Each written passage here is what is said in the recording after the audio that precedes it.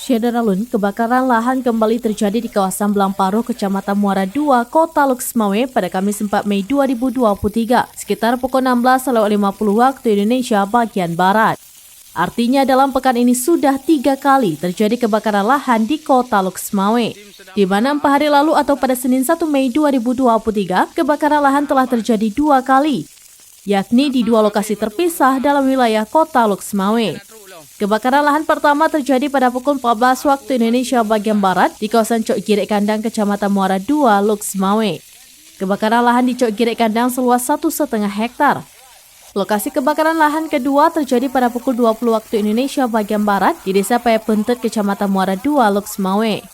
Lahan yang terbakar di Payapentet seluas 1 hektar. Dan Ru Pemadam Kebakaran Kota Loksmawe, Ridwan Saputra menjelaskan, untuk kebakaran di Blamporo pihaknya mendapatkan laporan sekitar pukul 16.50 waktu Indonesia bagian Barat. 3 unit damkar bersama petugas lainnya dikerahkan ke lokasi. Proses pemadaman yang melibatkan TNI Polri, sejumlah relawan ERPA, dan RAPI pun berlangsung sekitar 1 jam. Ridwan mengatakan kondisi cuaca di Kota Loksmawe dalam beberapa pekan terakhir sangat terik, terutama dari pagi hingga menjelang sore.